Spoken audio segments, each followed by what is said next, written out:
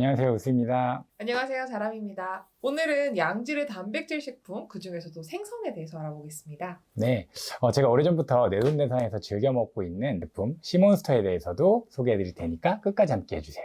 이거 우리 원래 진짜 알려주고 싶었잖아. 제가 우수 에듀케이션에서 교육 때마다 강조하는 게 단백질 섭취거든요. 그 중에서도 단백질 식품 섭취의 다양성을 중요하게 생각합니다. 그러다 보니까 우리가 평소에 잘 먹지 못하는 생선 섭취의 중요성에 대해서 꼭 강조해요. 실제로 저희 집 외식 단골 메뉴도 갈치구이 보리밥 정식이나 스시이기도 해요. 그리고 강의하는 날에는 수강생 선생님들이랑 같이 강의장 근처에 생선구이집이 있어서 자주 가기도 해요. 네, 그러면 생선 섭취의 중요성을 그렇게 강조하시는 이유는 뭔가요? 단백질 식품 저마다 장단점이 있겠지만 생선이 가진 특별한 장점도 있어요. 네, 그럼 하나씩 살펴볼까요? 첫 번째로 생선은 식사에서 부족하기 쉬운 단백질을 채울 수 있는 양질의 근원입니다. 단백질은 근육, 뼈, 세포 등 우리 몸을 만드는 재료이기도 하고요. 단백질로 호르몬도 만들고 효소도 만들고 항체도 만듭니다. 이렇게 쓰는 곳이 많은데 단백질이 부족하면 큰일 나겠죠? 생선은 양질의 단백질 식품입니다. 여기서 말하는 양질의 단백질이 뭐냐면 우리 몸이 필요로 하는 20가지 아미노산을 잘 충족시켜 줄 수 있는 식품을 말해요. 아까 아미노산을 합쳐서 단백질을 만든다고 했었잖아요. 우리 몸에서 단백질을 합성하는데 필요한 아미노산은 20가지예요. 이 중에 9가지는 몸 안에서 만들어낼 수 없고 나머지 11가지는 몸 안에서 만들어낼 수 있어요. 체내에서 만들 수 없다면 먹어야 하는 건가요? 그렇죠. 단백질을 만들 때는 20가지 아미노산이 모두 있어야 하거든요. 이때 몸에서 만들 수 없으니까 외부에서 식사를 통해 필수적으로 들어야 하는 것들을 필수 아미노산이라고 해요. 반대로 몸에서 만들어내는 것들은 비필수 아미노산이라고 합니다. 이처럼 20가지 아미노산이 모두 있어야 단백질을 잘 만들 수 있어요. 그런 면에서 생선은 필수 아미노산뿐만 아니라 비필수 아미노산까지 총 20가지 아미노산을 골고루 공급하는 식품이에요. 만약 평소에 단백질 섭취가 부족한 사람이라면 필수 아미노산이 골고루 들어있는지, 즉 단백질의 질적 요인을 잘 살펴보고 선택해야 합니다. DIAAS라고 인체에서 단백질 식품의 가치를 평가하는 기준이 있습니다. 이 기준에서 고기, 우유, 생선, 계란, 감자는 20가지 아미노산을 모두 가진 양질의 단백질 식품임을 입증해 줍니다. 그런데 여기서 더 따져봐야 할 부분이 있습니다. 100g당 단백질 함량이죠. 감자는 단백질을 구성하는 아미노산의 비율은 좋아요. 그런데 100g당 단백질 함량이 약 1에서 1.5g밖에 안 들어있어요. 참 아쉽죠? 너무 적게 들어있잖아요. 생선과 고기는 100g당 평균 약 18g에 달하는 단백질을 가지고 있습니다. 그래서 좋은 단백질 근원이라고 할 수 있어요. 적게 먹고도 필요한 단백질을 충분히 채울 수 있으니까요. 두 번째로 생선은 소화시키기가 좋습니다. 드셔보시면 고기보다 생선이 훨씬 부드럽고 씻기 편하다는 느낌을 받으실 거예요. 이게 왜 그러냐면 생선은 물속에 살다 보니까 중력의 영향을 덜 받거나 받지 않아요. 그래서 고기에 비해서 근육을 구성하는 단백질인 액틴과 미오신이 더 적고 근섬유의 길이 자체가 짧아요. 이것 때문에 씻기 편한 거거든요. 그리고 수분 함량도 높아서 요리에도 촉촉합니다. 그래서 특히 소화가 잘 안 되는 사람들과 어르신들께 꼭 추천드리고 싶어요. 치아가 좋지 못한 어르신들의 경우 많이 씹어야 하는 고기는 먹기 쉬운 음식은 아닙니다. 그래서 어르신들을 많이 상담해 보면 보통 이런 말씀을 많이 하세요. 고기 그거 좋지, 나도 알고는 있어. 근데 먹고는 싶은데 씹을 수가 없어서 소화가 잘 안 돼서 라는 이유로 어르신들의 단백질 섭취량이 점점 줄어들고 있어요. 그러면 앞서서 이야기한 단백질을 만드는 근육, 뼈, 호르몬, 효소, 항체 등이 잘 안 만들어질 수밖에 없어요. 그래서 소화가 좀 편한 단백질을 찾으신다면 생선이 참 좋은 근원이죠. 지방도 적으니까 소화가 잘 될 수밖에 없습니다. 세 번째로 생선은 육류에 비해 철분 함량이 적습니다. 붉은살 생선은 철분 함량이 높은 편이긴 하지만 흰살 생선의 경우 적색육에 비해 확실히 철분 함량이 적어요. 생선은 취급할 때 피를 빼고 나면 철분이 존재할 만한 곳이 거의 없거든요. 철분은 적혈구나 간 속에 주로 존재합니다. 그래서 생선의 간만을 골라 먹지 않는 이상 철분을 과잉 섭취할 가능성은 매우 작습니다. 물론 한 달에 한 번씩 월경을 하는 여성분들의 경우 주기적으로 혈액을 손실하기 때문에 월경 중에는 철분이 들어있는 식품을 챙기는 것은 필요할 수 있어요. 그런데 철분도 영양분이지 않냐? 많이 먹으면 좋지 하실 수 있는데 그렇지 않습니다. 어떤 영양소든 간에 많이 먹어서 좋은 것 하나도 없고 부족하게 먹어서 좋을 것도 없습니다. 철분도 마찬가지예요. 사실 철분은 몸에서 너무 중요한 물질이기 때문에 몸에 있는 철분을 최대한 낭비하지 않고 100% 재활용하면서 사용하고 있어요. 그래서 영양결핍에 빠지지 않는 이상 몸에서 철분이 부족하기는 쉽지 않습니다. 그런데 요즘은 워낙 고기를 많이 먹잖아요. 네. 그러면 철분도 같이 많이 들어올 수 있겠네요? 맞아요. 조심해야 합니다. 철분은 산소를 만나면 산화되는 대표적인 성분입니다. 철이 산소와의 반응성이 좋거든요. 예를 들면 녹슨철 보셨죠? 이게 우리 몸속에서 일어날 수 있다고 생각하면 됩니다. 그러면 몸 안에선 지나친 산화 반응으로 인해 적혈구가 파괴될 수도 있어요. 우리 몸의 세포가 손상된다는 거죠. 결국 철분이 과할수록 철분의 산패 현상이 심해질 수가 있기 때문에 육류로 단백질 섭취를 과하게 하시는 분들은 일부러 생선으로 바꾸는 것이 좋습니다. 그래서 미국에서 스테이크 먹고 커피 마시는 문화가 생긴 거야. 고기 섭취량이 워낙 많으니까 철분 흡수를 방해하는 커피를 마시는 문화가 발전한 거지. 네 번째, 생선은 세계적으로 가장 건강한 식단으로 인정받는 지중해 식단의 구성 요소입니다. 세계적으로 많은 식단이 존재하지만 건강 분야에 많은 과학자들이 인정하는 대표적인 식단이 바로 전통 지중해 식단입니다. 식단을 보면 식물성 식품 위주의 생선과 해산물, 건강한 지방으로 구성되어 있고 현대인들이 자주 섭취하는 붉은 고기, 가공육, 정제곡물, 첨가당이 들어있는 음료는 거의 안 들어있어요.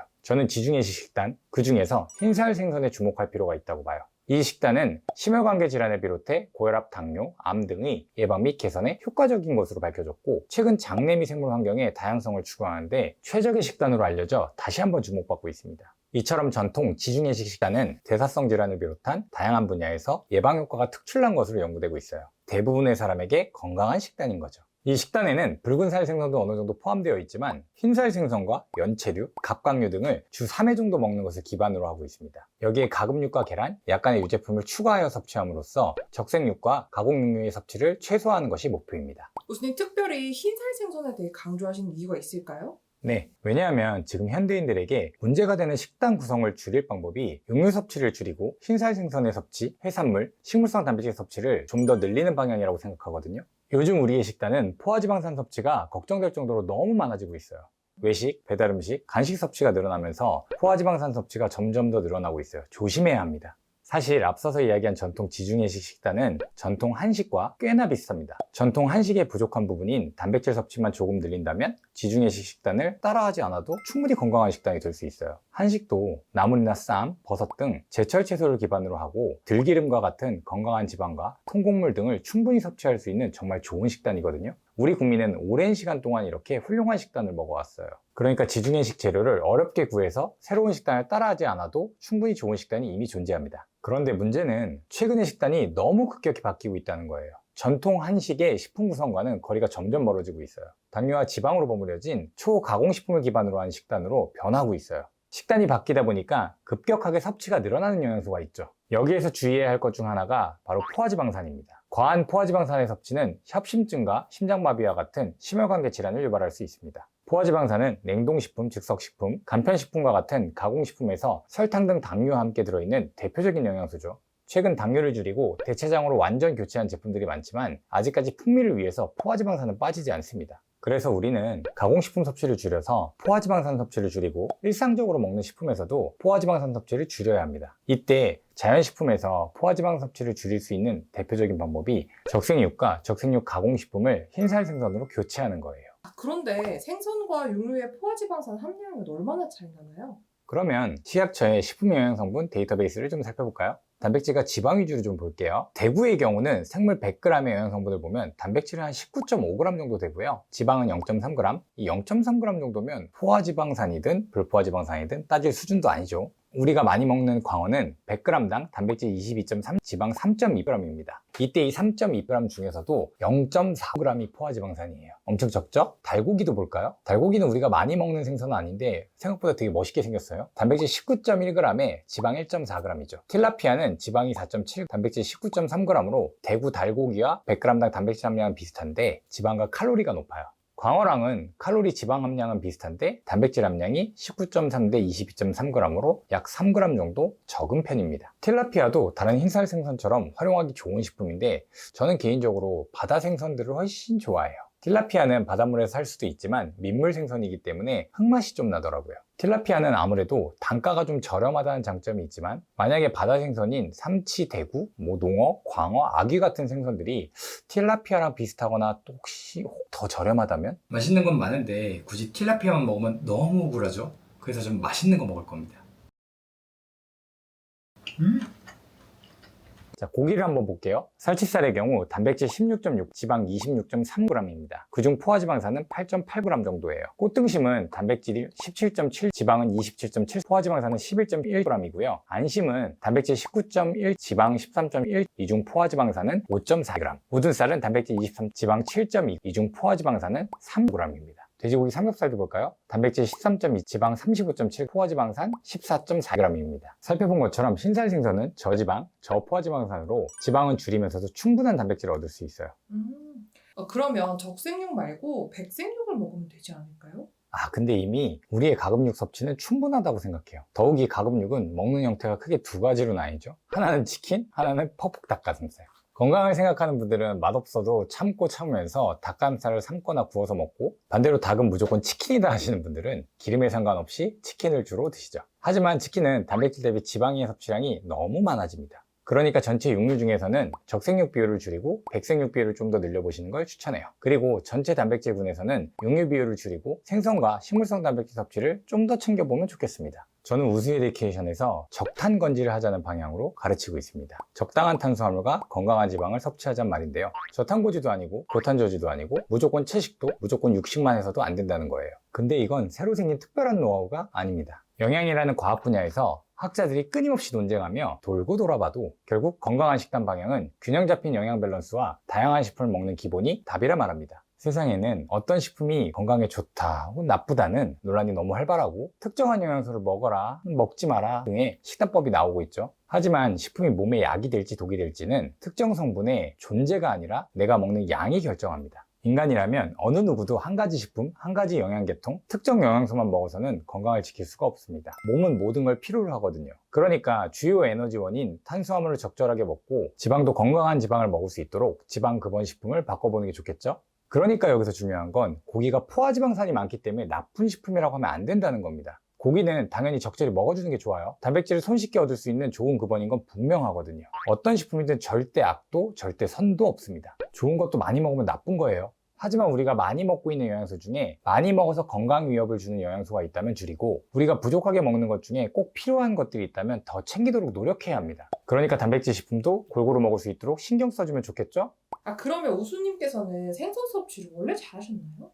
저는 어렸을 때 고기를 좀 더 좋아했어요. 그러다가 나이가 들면서 생선을 좀 많이 좋아하기 시작했는데 어머니가 냄새 난다고 절대 안 구워주셨거든요. 그래서 밖에서 사 먹을 수밖에 없었는데 안타깝게도 제가 생선뼈를 진짜 못 바릅니다. 심각하게요. 그래서 혼자선 생선을 거의 안 먹었어요. 혼자 먹다가 목에 걸리고 했던 기억이 너무 안 좋았거든요. 그래서 결혼하고 나서 집에서는 아내가 거의 순살 생선만 구워줬어요. 밖에서 먹을 땐 누가 발라주지 않는 이상 손이 잘 안 가더라고요. 저희 처제랑 장모님이 가시를 진짜 잘 발라줍니다. 이 자리 빌려 두 분께 감사합니다. 그러다 최근에 재밌는 일이 일어났어요. 시몬스터라는 곳에서 광고 제안이 들어왔다고 아내한테 이야기를 했는데 이미 저희 집에서 먹고 있던 생선이 시몬스터 거더라고요. 엄청 반가웠습니다. 제가 강의할 때도 생선 섭취 필요하다고 주구장창 말하기도 했고요.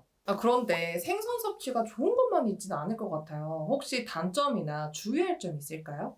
그럼요. 아무래도 생선은 편리성이 좀 떨어지는 편입니다. 요즘 잘 나오는 닭고기나 돼지고기처럼 가지고 다니기가 좀 힘들죠. 그리고 생선은 바로 구웠을 때 맛있지만 식고 나면 비린내가 더 나는 등 품질 변화가 좀 심하죠. 그런데 다행히도 요즘은 생선도 이렇게 편리하게 제품들이 나옵니다. 시몬스터에 보면 삼치가 전자레인지용으로 나온 게 있더라고요. 제가 최근에 영양플러스짐이라는 운동공간을 오픈했는데 개업식 때 이 시몬스터 삼치가 선물로 나갔거든요. 근데 다들 평이 엄청 좋더라고요. 이게 엄청 편하다 보니까 저도 요즘 좀 자주 손이 갑니다.